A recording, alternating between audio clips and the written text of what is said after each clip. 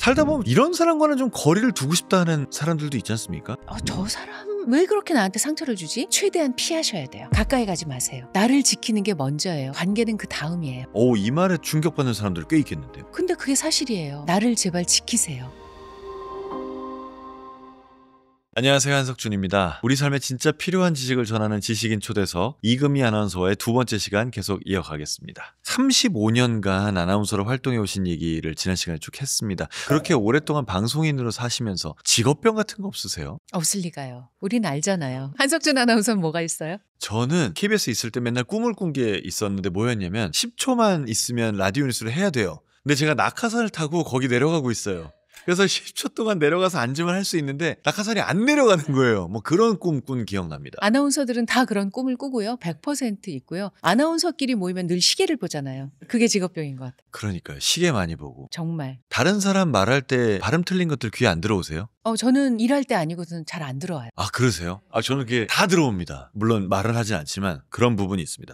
시계를 여전히 많이 보시나요? 그럼. 늘 시간을 확인하죠. 이걸 보는 것도 이걸 보는 건데 이렇게 내 시야 안에 시계가 없으면 좀 불안한 것도 좀 있죠. 저희가 늘 그래요. 그 방송에서는 늘 완벽하고 정제되고 예쁜 말로 시청자들과 만나시잖아요. 그런 순간을 넘어서 그냥 이금희로 편하게 말하는 그런 순간은 언제가 있으세요? 친구들이나 후배들이랑 얘기할 때 그럴 때요. 제가 친한 사람들 중에는 방송 작가들이 참 많아요. 이상하게 30년 넘게 친한 방송 작가 언니도 있고 20년 이상 친분을 유지하는 방송 작가 후배들도 있고 그런 사람들하고 여행도 같이 가고 밥도 같이 먹고 그런 사람들하고 있을 때 저는 정말 까불어요. 안 그렇게 생겼잖아요. 얼마 전에도 여행을 함께 갔다 왔는데 이렇게 여행지에 가면 거리의 악사 이런 분들이 계시잖아요. 막 음악을 연주하면 저는 춤을 춰요. 네.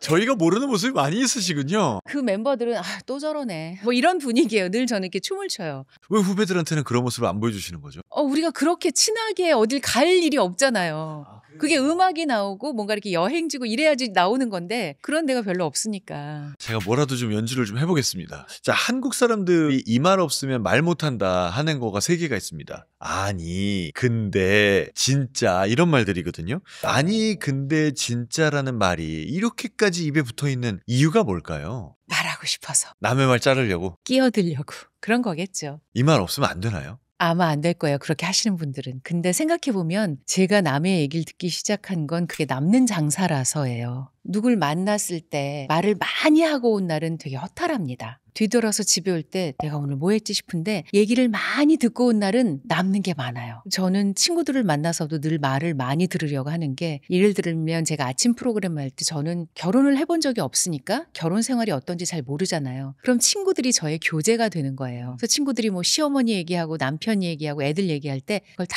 들어야 제가 일할 때 도움이 돼요. 그렇게 남의 얘기를 듣는 건 저에게 늘 도움이 돼요. 나중에 라디오 할 때 이 멘트 써야지 이런 거 많아요. TV에서 이런 얘기가 나올 때 이렇게 해야 되는 거구나. 그러니까 듣는 건 언제나 남는 장사예요. 그러니까 한번 포기해보세요. 그런 얘기를 안 하고. 그런 얘기 왜 하는 거냐면 내가 얘기할 공간을 끼어들고 그 공간을 차지하기 위해서 하는 건데 그냥 얘기를 쭉 한번 들어보면 집에 갈 때 생각이 많아지실 거예요. 그건 남는 장사 하셨다는 거거든요. 남는 장사가 좋잖아요. 아니, 근데 진짜 하면서 끼어들 필요가 없다. 그럼요. 저는 이렇게 입에 편하게 붙어있죠? 3개를 붙여 쓰기도 하는 것 같아요. 아니, 근데 진짜 이건 아니지 않아요? 뭐 이런 식으로. 아주 친한 사이에서는 뭐 허물없이 쓸 수 있지만 늘 그런 사람하고는 대화하고 싶지 않을 거예요. 저도 말하는데 제 말을 자꾸 자르는 사람이랑은 말하고 싶지 않거든요. 요새 이런 얘기도 하더라고요. 감탄사들이 좀 달라졌어요. 긍정의 의미로 미쳤다를 많이 쓰고요. 헐이라든지 혹은 뭐 대박이라든지 혹은 개를 쓴다든지 이렇게 넘어갈 때가 참 많거든요. 물론 새로운 표현이 생기는 건 항상 좋은 일입니다만 근데 이런 표현들이 다양한 표현을 쓰지 않게 막고 있는 것 같다는 생각도 들어요. 두 가지로 좀 분리해서 생각해 보면요. 헐 대박이 말씀하신 그대로 너무나 많은 단어들을 없애버리고 있는 것 같아요. 아름답다, 좋다, 예쁘다, 환상적이다, 오래 기억에 남을 것 같아가 그냥 다 사라지고 헐. 그러니까 우리 단어가 정말 빈약해지는 거죠. 그러니까 단어가 빈약해진다는 건 자기 세계가 빈약해진다는 뜻이기도 하거든요. 그래서 스스로 우리가 빈약한 쪽으로 자꾸 가게 되는 건 아닌가. 말씀하신 대로 개라는 접두어를 붙어서 그냥 고생이 아니라 개고생, 미쳤다를 좋은 의미로 쓰고 이건 실은 젊은 사람들이 많이 그렇게 쓰는데 왜 그렇게 쓸까를 가만히 보면 마음을 숨기고 싶어서 그러는 것 같아요. 마음을 숨긴다고요? 좋은데 좋다고 말하면 왠지 좀 쑥스럽기도 하고 좋아 좋아하는 내 마음을 숨기고 싶을 때 미쳤다. 이렇게 그냥 말해버린 거예요. 속은 좋은데 미쳤네. 너무 좋다를 그냥 그대로 드러내기가 쑥스러운 거예요. 그럴 때 그냥 거꾸로 나쁠 때 쓰던 단어를 좋을 때 써버리고 개자를 붙임으로써 내 감정을 한번 감춰버리는 거죠. 네. 저는 그래서 그게 그냥 젊은이들의 마음일 거라고 생각해요. 내 마음을 감추려고 그런다. 비슷한 의미에서 그 단어가 빈약해지는 거를 생각한 게 요새 왜 힘들고 우울하면 짜증난다고 하지 않습니까? 근데 그 짜증난다는 표현이 너무 많은 걸 커버하는 거예요. 화난다, 슬프다, 밉다, 승질난다 이런 게 다 포함돼 버리니까 안타깝다는 생각이 들었거든요. 그러면 이렇게 헐, 대박, 미쳤다, 짜증난다 이런 말을 쓰지 않고 좀 더 다양한 표현을 한번 써보려면, 그래서 정말 내 말로 그걸 늘리려면 어떻게 하는 게 좋은가요? 일단 나랑 가까운 사람, 나랑 뜻을 같이 하는 사람들부터 그렇게 말하지 않기로 해보는 것도 필요한 것 같아요. 그러니까 뭐냐면 다이어트 할 때 그냥 마음만 먹은 채로 다이어트를 하면 실패할 확률이 높은데, 주변에 나 다이어트 중이야, 다이어트 하고 있어, 다이어트 해 라고 말해놓으면 내가 이걸 먹을 때 너 다이어트 한다면서 이렇게 되잖아요. 그러니까 주변에 알리고 같이 그렇게 써보는 게 필요할 것 같아요. 같이. 그럼 함께 노력을 하게. 그렇죠. 그러니까 이렇게 정확한 표현들을 써버릇하는 게 좋은데 저도 그렇지 않다고 느낄 때가 있어요. 제 스스로가. 그래서 저는 되게라는 말을 되게 많이 쓰는데 이 되게 때문에 제가 다양한 표현을 써보지 못하는 것 같은 느낌이 들 때가 있는 거죠. 그건 한석준 아나운서가 아나운서 출신이기 때문일 거예요. 아마 의식하지 못하시는 분들이 대부분일 거예요. 그런가요? 저희 나이쯤 되면 저도 이제 50이 넘었으니까 어느 자리에 갔을 때 제가 제일 형일 때도 많고 혹은 형이라고 말도 못할 정도로 나이 차이 많이 나는 어른일 때도 많고 그렇거든요. 그러다 보면 밥 먹거나 커피 마시거나 할 때 제가 계산하게 될 때가 꽤 있습니다. 근데 이럴 때 절대 하지 말아야 될 말이 있다면서요? 생색내는 거 하시면 안 되죠. 근데 내고 싶죠. 내가 산 거 얘들이 알았으면 좋겠고 고맙다는 말 한마디 해줬으면 좋겠고. 그런 것 같아요. 그쵸. 네. 저도 그래요. 근데 생각해보면 예전에는 없이 살던 시절이어서 누가 밥 한 끼 사주는 것도 고마웠어요. 남이 밥을 사줘야 불고기도 먹어보고 갈비도 구워보고. 근데 요즘은요, 잘 먹고 잘 사는 사람이 훨씬 많아요. 어려서부터 외식도 많이 해봤고 이것저것 먹어본 경험도 많이 있고요. 그래서 누가 뭘 사주는 것이 더 이상 예전처럼 고맙지 않을 확률이 높아요. 그리고 예전과 다르게 요즘은 모두가 소중한 게 시간이에요. 유치원생부터 스케줄 관리를 한다고요. 그렇게 자라온 사람들이 남이 사주는 밥을 먹으러 시간을 내주는 건 고마운 일이에요. 그렇게 완전히 거꾸로 생각하셔야 돼요. 와줘서 진짜 고맙다. 내가 밥 살 기회를 줘서 고마워. 이런 마음으로 사셔야 해요. 그러니 거기서 돈을 냈다는 게 대단한 일이거나 내가 무슨 시혜를 베풀었다거나 그런 게 아닌 거네요. 아니죠. 오히려 시를 받은 거네요. 그럼요. 시간을 내줘서 고마운 거예요. 이 말에 또 충격받는 사람들 꽤 있겠는데요. 근데 그게 사실이에요. 그러면 이제 억울한 사람도 있겠네요. 야, 내가 밥도 샀는데 고맙다는 말 한마디 못 듣냐, 이렇게 억울한 사람도 있겠네요. 경우가 있는 사람들은 고맙다고 하죠. 하지만 그걸 바라지 마세요. 바라지 말아라. 해주면 고마운 거고 아니어도 괜찮다. 이런 마음이 스스로 편하실 거예요. 바랄 게 아니기 때문에 여기 내가 밥 샀어 이런 말도 할 필요가 없는 거네요. 네, 그런 말 하면 후배들이 네 선배님이 사셨죠. 근데 뭐요? 이럴 거예요 아마 속으로. 그래요? 저는 아주 오래전에 선배님께서 저한테 밥 사주신 것도 기억하는데요. 어디였냐면 저기였어요. 국민일보 건물. 네네, 어딘지 알아요. 그건 한석준 아나운서 세대까지만이에요. 이것도 세대가 달라진 거군요. 그 세대 넘어서서는 안 그래요. 알겠습니다. 계산대 앞에서도 절대로 내가 밥 산다 이런 공치사 하지 말아라. 그럼요. 그런 마음이면 아예 밥을 사지 마세요. 돈 쓰고 마음 상할 수 있거든요. 그 표현에 대한 얘기를 좀 더 하고 싶은데 요즘 많이 나오는 얘기가 20대들은 표현이 너무 직설적이다. 싫으면 싫다. 하기 싫다. 이런 말도 너무 아무렇지도 않게 한다라고 얘기하지만 제가 처음 신입사원 때 저도 그 얘기를 들었던 것 같거든요. 이게 세대 간의 되물림인 것 같기도 하고 요즘 세대가 말하는 표현, 방식 이런 거에서 선배님께서 보시기에 인상적이었던 건 뭐가 있었습니까? 요즘 세대 중에 이제 여성들을 제가 주변에서 접할 일이 많은데 말끝을 흐리는 경우가 많아요. 자신이 없는 거예요. 어떤 자신이 없냐면 어른과 대화할 자신이 없는 거예요. 제가 이걸 언제 느꼈냐면 제가 학생들하고 티타임을 했는데 1,500명 중에 딱 한 명이 30분 얘기하고 일어나면서 저한테 이러는 거예요. 어른하고 이렇게 얘기할 수 있을 줄 몰랐어요. 감사합니다. 이러고 갔어요. 처음이구나. 제가 깜짝 놀랐어요. 이 친구 얼마나 불편했을까. 이 친구는 어른과는 대화가 안 된다고 생각했구나. 내가 좀 더 섬세하게 얘기를 받아줬어야 했는데 그랬을까? 라고 생각했어요. 그런 젊은이들도 많다고요. 그렇군요. 그 친구만 저한테 표현을 했을 뿐이지 그 자리에 오기까지 제 후배들, 제 제자들도 많이 생각했을 것 같더라고요. 저 사람하고 얘기할 수 있을까? 내가 어른하고 대화할 수 있을까? 어른이 그만큼 무서워요, 요즘 젊은이들에게는. 그러면 그렇게 20대 학생하고 처음 얘기를 시작할 때 그 친구들의 마음을 편하게 해주기 위해서 아이스 브레이킹 차원에서 어떤 전략이 있으신가요? 있었습니다. 처음엔 잘 못하다가 나중에 이제 저도 터득하게 된 거였는데요. 만나기 사흘 전까지 저한테 이메일을 보내라고 해요. 무슨 이야기를 나누고 싶은지. 그래서 이메일을 쓰다 보면 자기 문제가 정리가 됩니다. 아, 네. 그래서 어떤 친구는 A4용지 반장을 써서 보내기도 하고요. 어떤 학생은 A4용지 11장까지 제가 받아봤어요. 11장이요? 네네. 10포인트로 11장. 논문이네요. 자기 자신에 대해서 다 썼어요. 와, 가족관계, 가족과 있었던 일, 자기에 대한 보고서죠. 정말 고맙더라고요. 정성스럽네요. 네. 그렇게 천차만별이지만 아마 대부분은 쓰면서 자기가 무슨 문제를 갖고 있는지 자기 고민이 뭔지 스스로 깨달았을 거예요. 그러고 저를 만나러 오면 한결 낫죠. 그런 방법을 썼습니다. 그러고 오면 서로에 대해서 좀 더 잘 안다는 게 아이스 브레이킹이 되는 거군요. 저는 맨 처음에 그냥 이렇게 말했어요. 보내준 메일 잘 읽었어. 고마워. 힘들었겠다. 그치? 그러면 얘기를 시작하곤 했어요. 아니면 너네 집 정말 부럽더라. 와, 너네 식구들 진짜 야, 나도 그런 집에서 살아보고 싶어. 어쩜 이렇게 가족끼리 사이가 좋아? 제가 느낀 점을 얘기를 해요. 그러면 얘기가 슬슬 풀리더라고요. 전 정말 20년 전부터 그 생각 쭉 하고 있는데요. 그런 표정으로 그렇게 말씀하시면 누구라도 풀릴 것 같아요. 아, 정말 솔직히 그렇지 않아요? 우리 지금 이금희 선배님 잡고 계시는 우리 카메라 감독님 그렇지 않아요? 정말 솔직히? 아, 부럽습니다. 제가 부러워했지만 끝내 가지지 못한 경지. 범수 형도 웬만큼 따라한다고 생각하고 영일이 형도 웬만큼 따라한다고 생각하는데 금희 누나의 이거는 끝내 못 따라했어. 이 방법을 가정에서 부모가 아이에게도 쓸 수 있을까요? 그럼요. 당연하죠. 어떻게 하면 되나요? 근데 진짜 죄송한데 아이가 나와 다른 사람이라는 걸 먼저 인정하셔야 해요.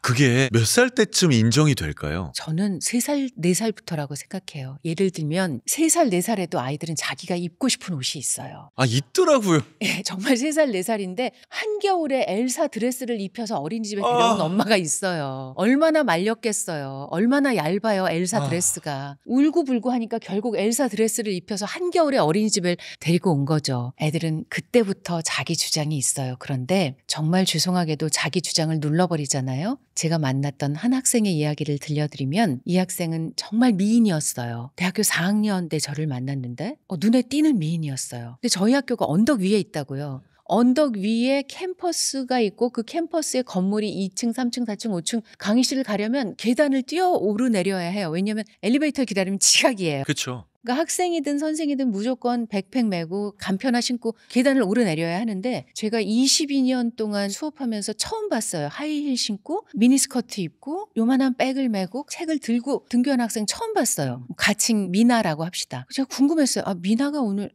면접을 봤나 보다. 아, 네. 근데 2주차에도 다른 분위기의 비슷한 옷, 3주차에도 하이힐, 4주차에도 미니스커트. 그래서 토요일에 티타임을 하면서 물어봤어요. 미나야, 이런 거 물어봐서 정말 미안한데 아니 토요일인데도 그렇게 입고 왔네. 우리 학교는 걸을 일이 많은데 불편하지 않아? 그랬더니 이 친구가 너무 그런 질문을 많이 받아서 아주 익숙한 표정으로 하는 얘기가 대학교 4학년인데 그 나이가 될 때까지 속옷 한 장을 자기가 사본 적이 없대요. 엄마가 샤워를 하고 나오면 속옷 이거 입고 겉옷 이거 입고 이 백 메고 오늘 수업 이거 있으니까 책 이거 가져가고 신발은 형 거 놨으니까 이거 신고 가 이러면 대학교 4학년이 될 때까지 이렇게 입고 오는 거예요. 그리고 심지어 이 학생이 숙대 무슨 과 4학년이었는데 유치원 다닐 때부터는 이 다음에 커서 숙대 무슨 과 가야 돼? 숙대 무슨 과 가야 돼? 숙대 무슨 과 4학년이 되었어요.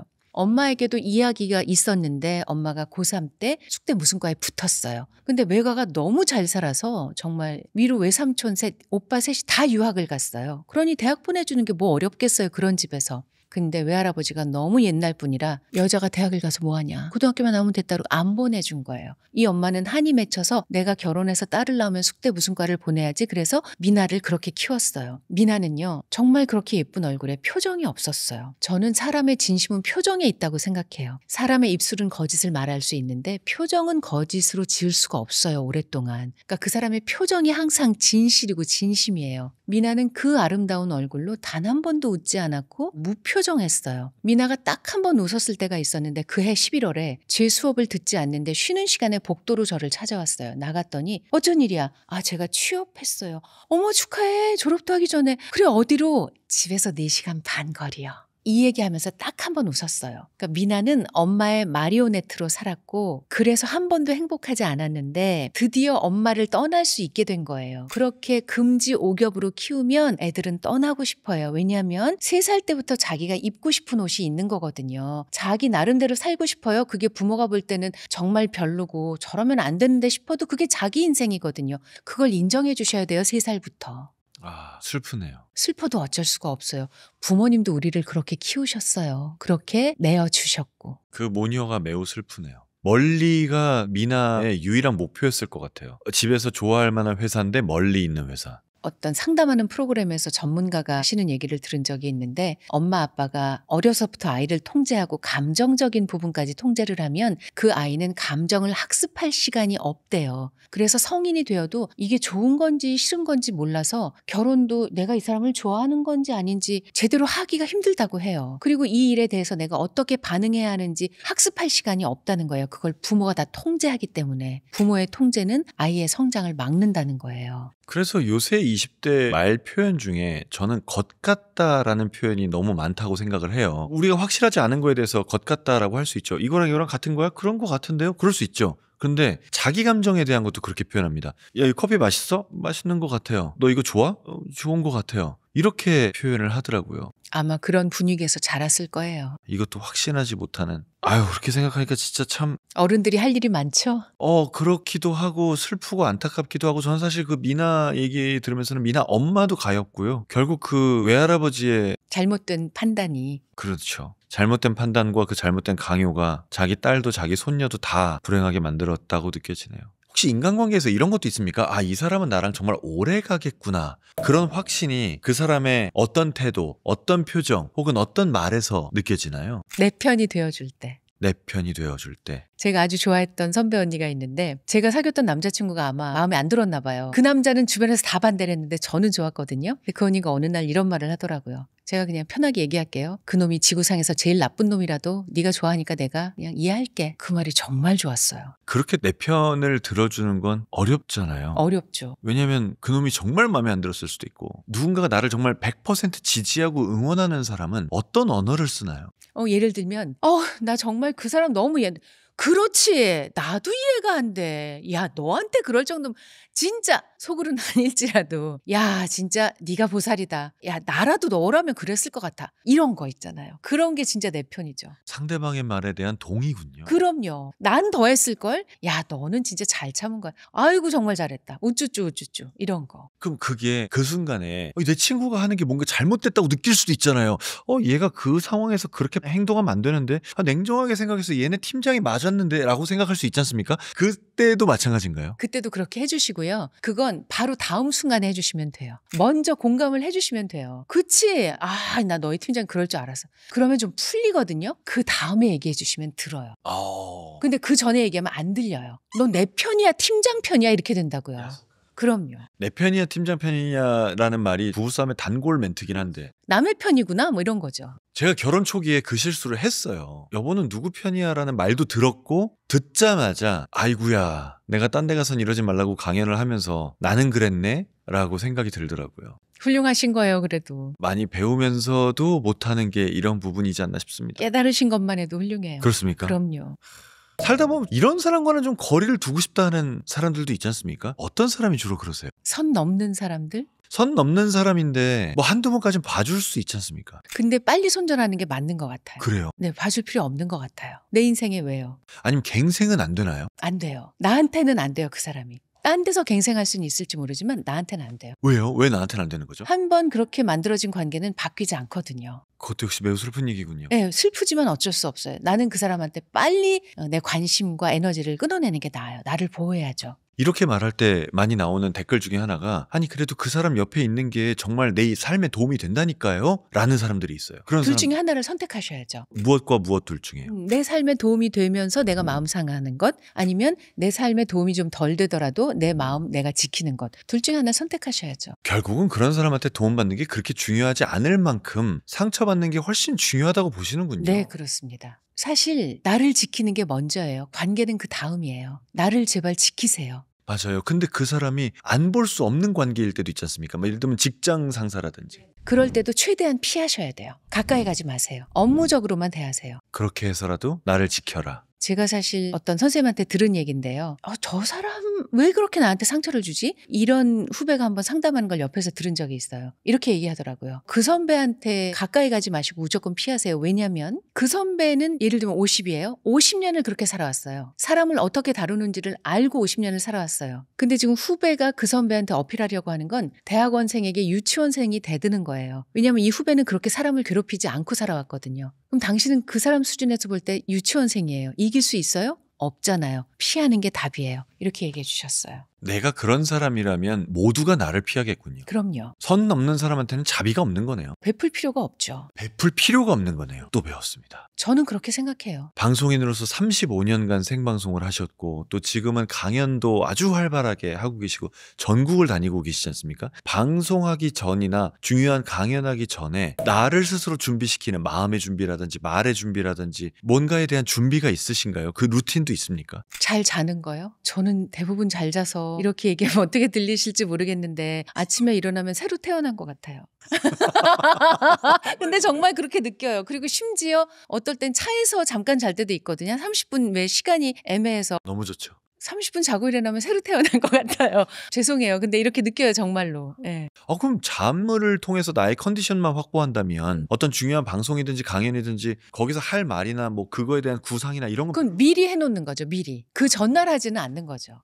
그거는 전날이 아니군요. 아예 미리. 예, 미리 그건 다 해놓고 보통 전날에 걱정돼서 잠이 잘 안 오거든요. 근데 그러지 않는다는 뜻이에요. 잘 자는 게 제일 중요하다. 잘 자는 게 제일 중요하다. 이렇게 경험하는 분들도 긴장하는 순간들이 있습니까? 저도 그래도 26년 방송했으니까 방송할 때는 긴장을 좀 덜 하는 것 같은데 강연은 아직도 좀 무서울 때가 있어요. 그럴 수 있죠. 왜냐면 내가 실수를 하면 어쩌나. 그리고 반응이 안 좋으면 어쩌나. 근데 그냥 저는 그분들을 믿어요. 저를 보러 와주셨잖아요. 그것만으로도 너무 감사하고 그럼 그냥 제가 할 수 있는 최선을 다하자 싶고 대체로 그분들을 믿어요. 그냥 그러고 들어가면 되는 것 같아요. 그분들을 믿는다는 게 이제 그분들이 내 얘기를 듣고 싶어서 여기까지 온 그분들의 마음을 믿는다는 얘기인 거네요. 네. 그럼 어딜 가시든지 내 편이 일단 100명씩 깔려 있는 거네요. 너무 고맙지 않아요? 제가 방송을 하길 참 잘했다고 생각한 게 강연을 하면서인데 저는 모르는데 저를 아시는 거예요. 그게 너무 고맙더라고요. 저는 그냥 제 일을 한 거잖아요. 근데 저를 그냥 가까운 사람으로 생각하시더라고요. 어떤 직업이 이럴까요? 아나운서 말고는 없는 것 같아요. 저도 그런 면에서 우리가 복 받은 직업이라고 그죠? 생각합니다. 네. 너무 감사하죠. 그럼 이 질문을 조금 바꿔서요. 지금 이 순간에도 중요한 자리에 가서 발표를 해야 된다든지 아니면 취업 때문에 면접을 해야 된다든지 하는 많은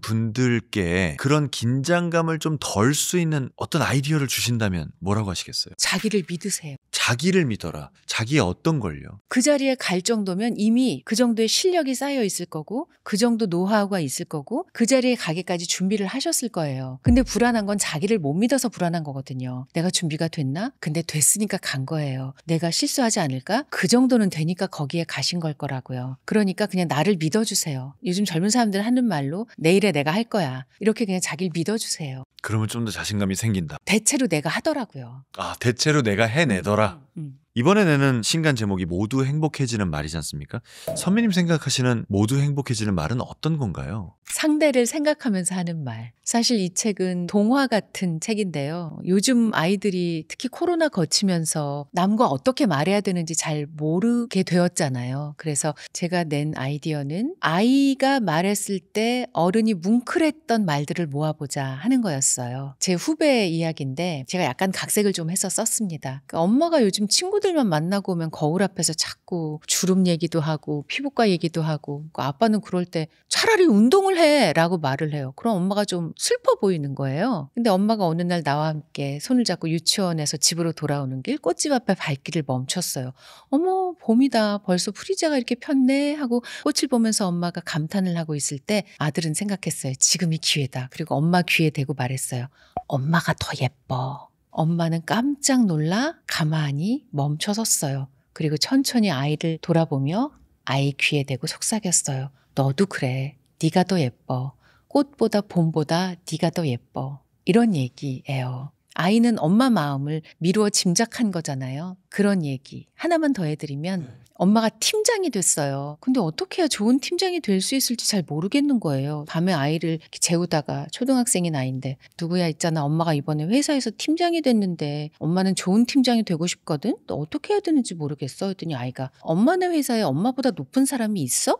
그럼 있지 많아. 본부장님도 계시고 부사장님 사장님 많아 했더니 그럼 엄마는 그냥 엄마 팀 사람들이랑 재밌게 잘 지내기만 하면 돼. 어려운 일이 생기면 높은 사람들이 다 해줄 거야. 나도 학교에서 회장인데 그냥 우리 반 애들하고 잘 놀기만 하면 돼. 어려운 일은 선생님이 다 해주시거든. 엄마가 그 말을 듣고 너무 마음이 편해졌대요. 이런 얘기들을 한 30편 엮어서 썼습니다. 너무 좋은 얘기들이네요. 그런 얘기들은 어디서 모으세요? 주변에 많아요. 그리고 저희 라디오 청취자들도 보내주시고요. 누가 읽었으면 좋겠어요? 아이도 읽었으면 좋겠고 어른도 제가 주변에 몇몇 어른들한테 좀 책을 엮기 전에 한번 읽혔는데 다들 울어요. 그래서 언니 왜 울어? 그러면 모르겠어. 그냥 애들이 하는 말이 눈물이 나네. 그럼 예를 들면 이런 거예요. 엄마가 아들이랑 길을 가다가 헬스클럽 간판 그 사진을 본 거예요. 막 몸이 멋진 남자들이 막 나와 있잖아요. 아우 야 멋지다. 야 니네 아빠도 운동해서 좀 저런 몸이 되면 얼마나 좋아 했더니 아들이 딱 멈추더니 엄마 꽃게를 좋아하잖아? 근데 꽃게가 겉보기에 좋아서 샀는데 쪄보니까 속이 텅텅 비었어.